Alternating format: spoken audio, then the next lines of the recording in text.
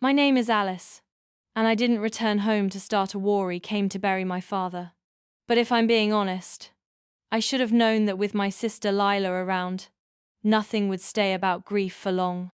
She had always turned moments into stages, and even a funeral was just another spotlight for her to step into. I kept to myself that day, sitting near the back of the church, hands folded in my lap, the folded eulogy I'd written crumpled in my coat pocket. I hadn't been invited to speak. I wasn't even sure I was wanted. But Dad's will, sealed in red and scheduled to be read at the reception, had other plans. He'd once told me, quietly and without ceremony, "Don't worry, Alice. One day, the truth will speak louder than she ever could." That day had come, and Lila wasn't ready for it. I arrived at the church early that morning, not because I wanted to, but because I needed a few moments alone before everyone else arrived. The stained glass windows cast long slashes of color on the floor, and for a few seconds, I let myself pretend that things could still feel peaceful, like they had when I was a child sitting beside my father in this very pew. Back then, he used to whisper little historical facts into my ear while the choir sang, just to keep me entertained. No one else in the family understood that side of him, the quiet depth, the sense of order. Leela certainly didn't. She was always impatient, always loud, always moving too fast to notice what didn't revolve around her. When our mother passed 5 years ago, Lila turned the wake into a fashion show, making sure everyone knew she'd planned every detail. I watched in silence then. I didn't speak when she gave a speech longer than the pastor's. I didn't say anything when she repositioned the flowers 3 times because Mom deserved better than carnations, but this time was different. This time, it was Dad. And Dad had left me something that Lila didn't know about. I was sitting in the 3rd pew, fingers folded, when she entered, heels too high for a funeral, coat unbuttoned just enough to flash a designer belt. She made a beeline straight for the front, giving the pastor a quick nod like she was hosting a corporate retreat. Then, without even pretending to mourn, she leaned down and whispered in my ear, "I hope you're not expecting anything from the estate. You know, Dad always thought of me as the one who got things done." Her breath smelled of expensive coffee. I didn't flinch. I didn't even look at her. "We'll see," I said simply. She scoffed. "You don't have to act mysterious, Alice. You were always just the shadow. Dad wanted someone strong to carry on his name. That was me. It had been that way since childhood. I studied. I stayed out of trouble. She tested every boundary and somehow got praised for being spirited. I cleaned up after her messes, literal and figurative, and was called dependable. Lila stole my prom dress and tore it trying to alter it, then blamed me for being dramatic when I cried. At every holiday, she made some backhanded comment about how boring my life must be. Working at a library, never having married, never living. But I had lived.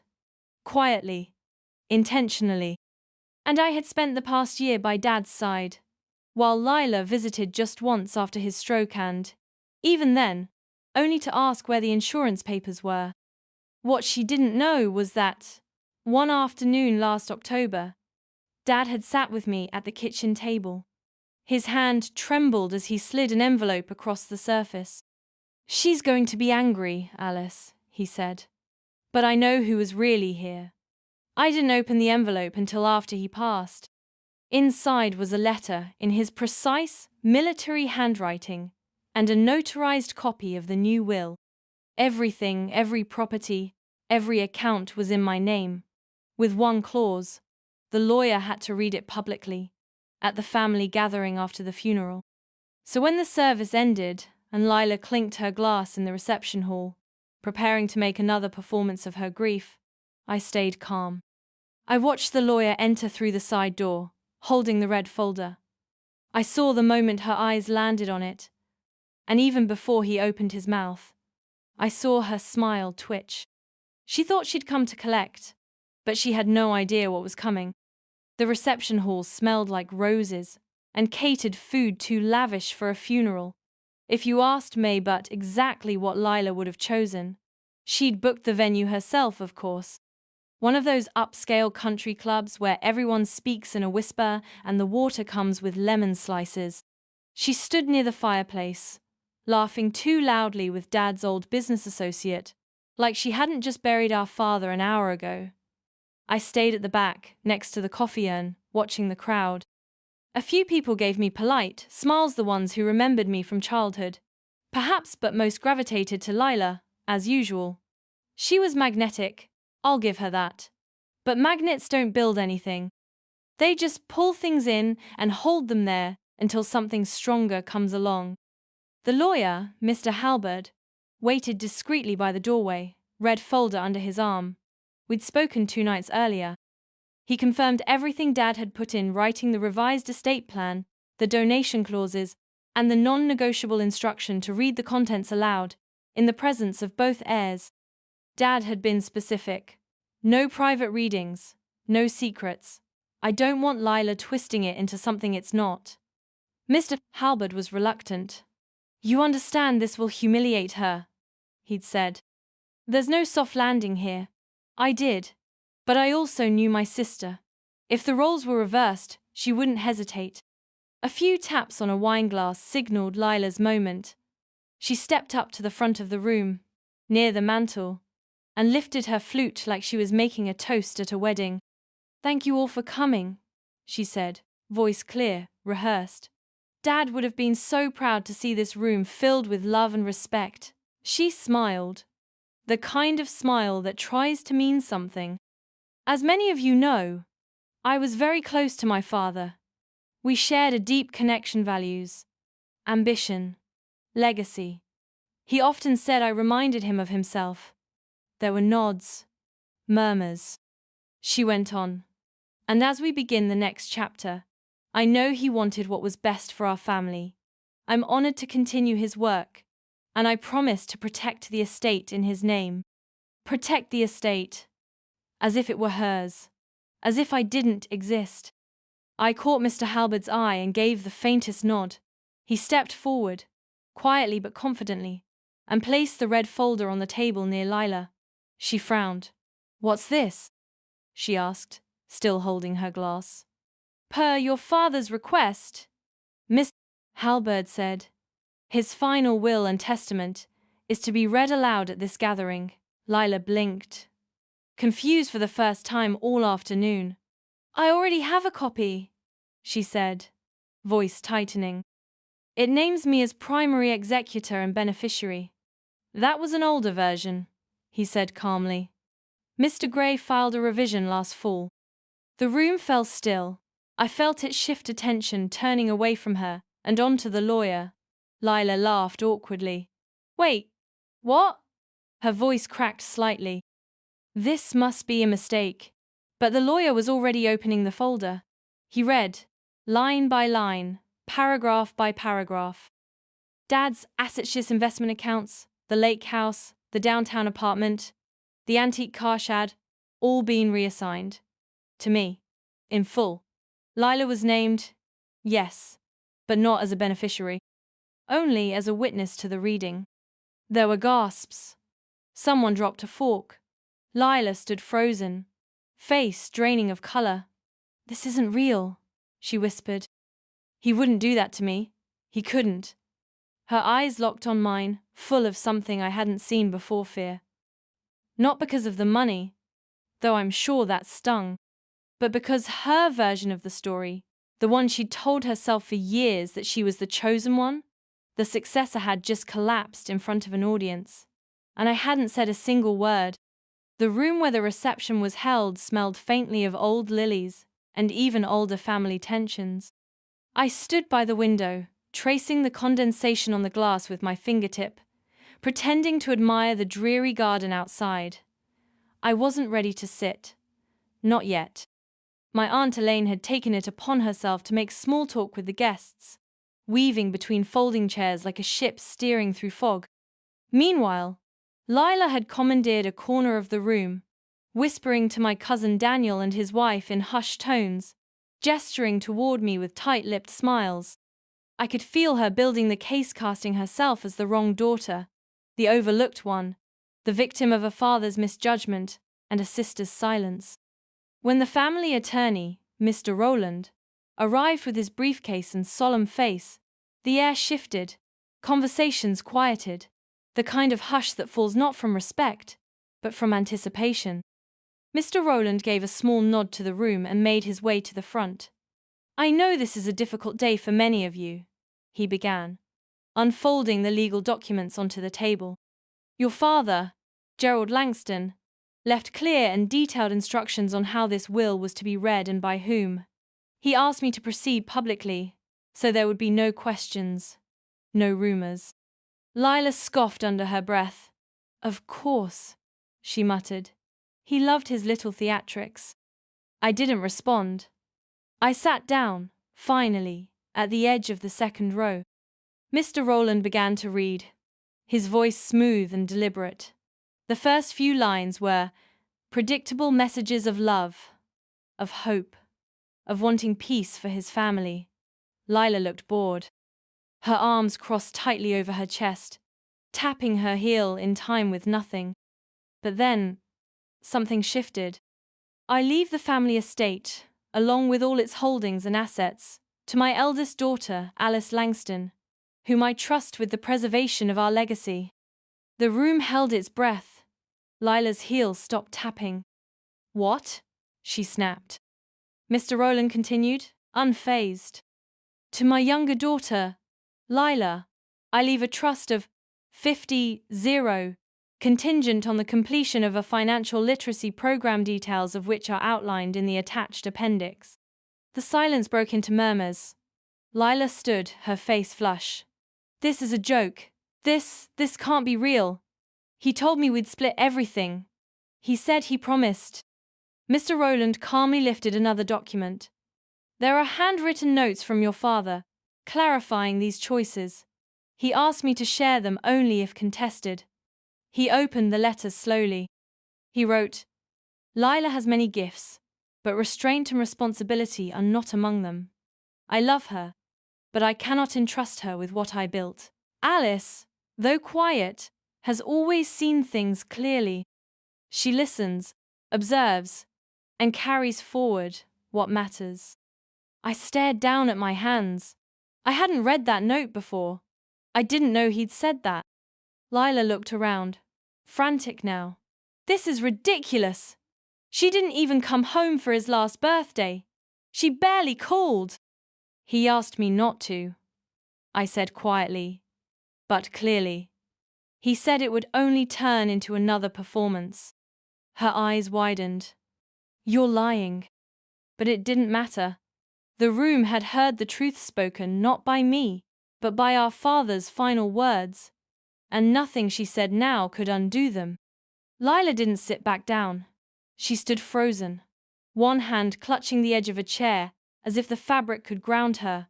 Her mouth opened and closed, searching for words that might still carry weight. This is fraud," she said, her voice quivering. "Dad was not in his right mind. He must have been manipulated, probably by her." She jabbed a finger toward me. She always knew how to twist things. Quiet little Alice hiding behind her silence. I didn't flinch. For once, I didn't need to defend myself. The silence was already working for me. Mr. Rowland sighed, producing yet another document from his briefcase. "Your father underwent a full mental competency evaluation 3 months before finalizing this version of the will. It's on file. Signed, sealed, notarized." There was a sharp scrape of a chair against the floor. My Uncle Evan stood up, looking directly at Lila. "I think you should sit down now. You're embarrassing yourself." The room was no longer on her side. I felt no pleasure in that. Only a slow-moving sadness. Lila wasn't just reacting to the loss of money or property. She was unraveling because, for the first time, the story didn't bend around her version of reality. It was like watching a mirror crack from the inside. After the will reading, guests started leaving in clustersome quiet. Some whispering, A few offered me condolences that felt more genuine now than earlier. My Aunt Elaine hugged me and whispered, "Your father was proud of you, even if he didn't always show it." Then she added, "You don't owe your sister a thing." Lila lingered. She paced near the fireplace like a caged animal, arms folded tight, jaw clenched. Finally, she stormed up to me. "You think you've won?" she hissed. "You think this makes you better? All because of a few sentences in a will?" "No," I said calmly. "It doesn't make me better. It just makes things true." Her nostrils flared. "You'll regret this. People will talk. No one likes a woman who hoards power." I raised my eyebrows. "I'm not hoarding anything. I'm just not handing it over to someone who thinks cruelty is a form of charm." She sneered, then pivoted away. Her boyfriend, who had been lurking awkwardly in the background, gave me a nod and apology. Maybe and followed her out. I stood alone in the room for a long time after they left. The fire had burned low. The air had cooled. I looked around the old house, the worn wooden beams, the dusty portrait of our great-grandfather above the mantel, the deep armchairs my father used to nap in after dinner. It wasn't just a house. It was memory. It was continuity. And somehow, despite all the years of feeling like a background character in my own family, I had become its steward. I walked into my father's study and ran my fingers along the spines of the books he once read to me. On his desk sat an old photographer in uniform, holding baby me in his arms. I didn't even remember seeing this one before. Beneath it, a folded note with my name. I opened it with a trembling hand. It said simply, "I saw everything. I just waited for you to see yourself." My breath caught in my chest. He hadn't just trusted me with the estate. He had trusted me with his legacy. The days that followed were anything but quiet. News of the will traveled faster than I expect. Small towns have long memories and even quicker mouths. I returned to my apartment and tried to resume some sense of normalcy. But the weight of being named executor, heir, and final word-bearer was heavier than I'd imagined. Lila didn't retreat quietly. Within a week, she filed an intent to contest the will. She claimed coercion, emotional manipulation, that I had preyed on our father's declining health. Her attorney sent cold, terse letters accusing me of fabricating his final wishes. At first, it rattled me. I hadn't wanted a war. I wanted peace, maybe dignity. But there I was, each day waking up to new emails, phone calls, whispers from extended family members who still clung to the image of Lila as the golden daughter. I began to understand something I hadn't before. Standing in your truth doesn't make things easier. Sometimes it makes them lonelier. Then came the most crushing blow. A journalist from the local paper called, wanting to confirm a statement Lila had given. She'd said I had a long history of instability, that I'd been institutionalized for mental health issues when I was younger, that I often imagined abuse or mistreatment that wasn't there. The reporter hadn't published it yet. "I wanted to offer you a chance to respond," he said, voice low, almost embarrassed. "Frankly, it feels like a personal attack, not public interest." I hung up the phone shaking. Not because any of it was true, but because it used to be the only story people knew. I had gone through therapy. I had struggled with anxiety and silence. I had spent years working twice as hard to be taken half as seriously. Lila knew that. She was banking on my shame keeping me quiet. But something in me broke in the right way. I pulled out the letter my father had left. I saw everything. "I just waited for you to see yourself." He had known who I was, not in the ways I performed or explained myself, but in the ways I endured, in the way I stayed, in the way I stood up. I called the reporter back. I told him everything.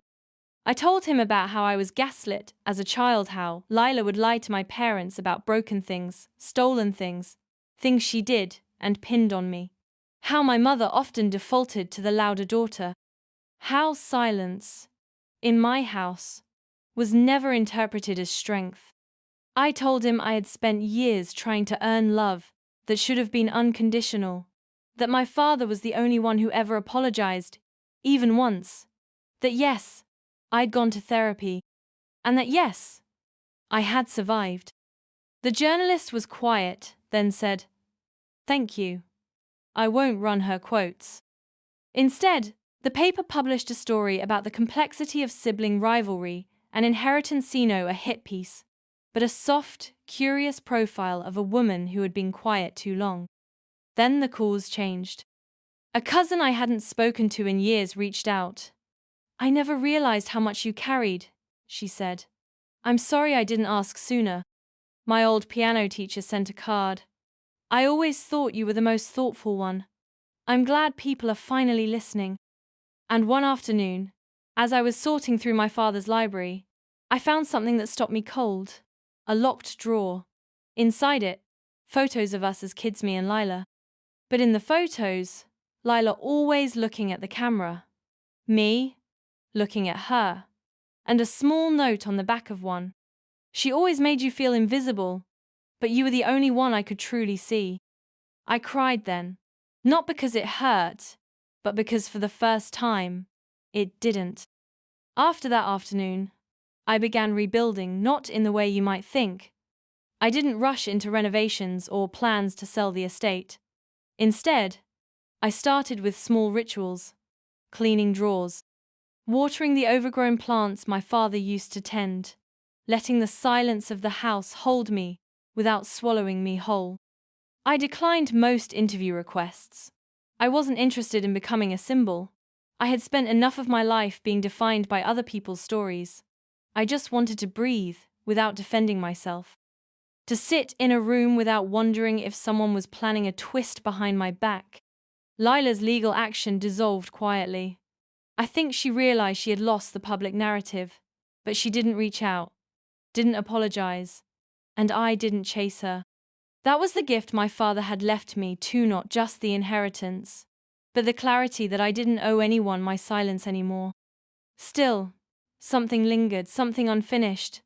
I kept thinking about Ava, my daughter. How many times I had let my own voice go unheard, and how that silence had cost her confidence, safety, even joy. I had been so focused on surviving my own family, I hadn't realized I was teaching Ava to shrink herself too. So one evening, I sat her down. Just the two of us, cross-legged on the old rug in the study, surrounded by open boxes and half-sorted books. She was coloring absently, humming, her curly hair falling into her face. "Ava," I said gently, "do you remember what Aunt Lila said to you at the service?" She nodded slowly. "She said I was just like you. That wasn't a compliment." I exhaled. "What do you think she meant?" "She meant I was invisible." "No," I said, moving beside her. "She meant you weren't loud like her. But invisible? Never. You see things, Ava. You listen. You make people feel safe. That's not invisible. That's powerful." She blinked up at me. "Are you mad at her?" "I'm not giving her that space anymore," I said. "I'm giving it to us." It was the first time I saw her shoulders drop with relief. Not fear, not confusion, just understanding. Later that night, I typed a letter. Not for publication, not for the court, but for the future. I titled it, "What I Want My Daughter to Know." I wrote about courage, about not mistaking quiet for weakness, about how sometimes the people who hurt you are the ones who taught you not to trust your own voice, and how powerful it is to find that voice again anyway. I sealed the letter and placed it in the same drawer where my father had left those photos. I imagined Ava finding it one day, after I'm gone, maybe on a day when she doubts herself. And I smiled. Not because I had all the answers, but because I knew. I had finally stopped apologizing for being someone worth listening to. 2 months after the funeral, I returned to the family attorney's office to contest anything, but to make a quiet amendment. I had decided to establish a foundation in my father's name, but on my terms. It wouldn't be about legacy for legacy's sake. It would be about unseen people, those like me, like Ava, like others who were told they didn't belong in the rooms they quietly held together. I named it the Second Chair Initiative, a reference to music, yes, but also to people who weren't given the spotlight, yet carried entire harmonies. My father had taught me to love restraint, to value listening. He may not have always shown it in words, but in music, he had understood. And now, that understanding had a place to live on. That evening, I hosted a small memorial, not the kind with speeches or flowers, just a piano recital in the parlor of the estate. I invited no press, only students from the local conservatory, a few elderly neighbors, and a shy scholarship kid I'd once mentored. The house that once echoed with judgment now vibrated gently with Chopin, Debussy, and one surprisingly brave rendition of Coltrane on cello. Ava stood next to me the entire night, holding a candle. She didn't need to perform, just be present. And in that stillness, I watched her eyes light up. She wasn't afraid anymore. She was witnessing what power looked like when it didn't shout, didn't dominate, just existed, fiercely and gracefully. Toward the end, someone asked if I'd play. I hesitated, then nodded. I sat at my father's piano, the one I had been forbidden to touch in my childhood, unless he was present. My hands trembled slightly, but I let them settle on the keys. I played the piece he used to whistle while washing dishes, Satie's Gymnopédie No. 1. Slow, haunting, forgiving. It was not perfect. My tempo wavered, but the silence afterward held something sacred. No applause, just shared breath. Later, as guests trickled out, I saw Lila standing at the edge of the driveway. I hadn't invited her. I don't know how she found out. She looked smaller somehow. Not humbled, but hollow.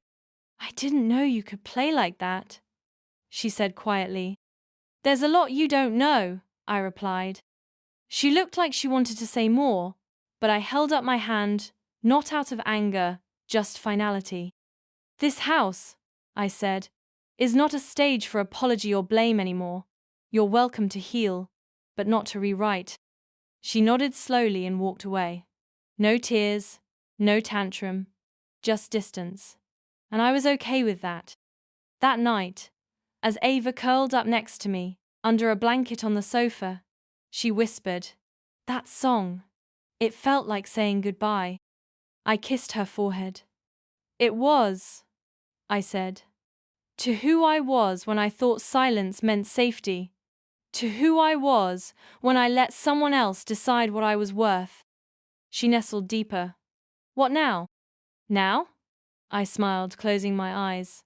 "Now, we write something new." A year later, on the anniversary of my father's passing, I returned to the graveyard. Not out of obligation, not even to mourn. I came to speak not to the man buried beneath the marble slab, but to the echoes of myself I'd left there. The version of me that still sought validation, that still flinched when my name was called at family dinners, that still wondered if maybe, just maybe, I had deserved the silence they gave me. I brought no flowers, just Ava, now 11, wearing a soft grey dress and holding a single sheet of music folded into fourths. She didn't ask questions. She just walked beside me, her hand finding mine, as we stood by the headstone that still bore only his name. "You ready?" I asked. She nodded and knelt down, unfolding the sheet. It was her first original composition. A simple lullaby, one she said had a little rain and a little light in it. She placed it gently at the base of the stone and whispered, "This is from Mom." There were no grand speeches. No need. The paper fluttered once in the breeze and stayed. As we walked back to the car, Ava asked if we could stop for ice cream. I laughed because, of course, that's what came next. Life. Sweet and ordinary. Driving home, I thought about everything we no longer needed to explain.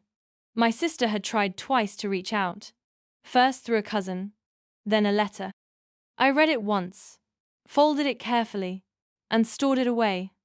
Not in anger, but because I no longer needed her understanding to validate my peace. I had learned that closure isn't something you wait to be given, it's something you choose. In every quiet act of self-respect, in every time you refuse to shrink for someone else's comfort, in every moment you tell the truth not to destroy, but to finally breathe. The estate had since been transformed into a retreat for women artists and single mothers. We called it the Quiet Room. It wasn't flashy, but every week, someone created something, their music, poetry, healing. That was legacy. Not what you leave behind in vaults or wills, but what you unlock in others long after they've forgotten your name. That night, Ava fell asleep on the couch again, a soft notebook balanced on her chest, pencil still in hand. I didn't move her, just sat beside her, letting the silence settle, not heavy now, but warm. And for the first time in my life, I no longer felt like I had to prove anything. Not to my family, not to ghosts, not even to myself. I was Alice, a daughter, a mother, a musician, and finally, fully, enough.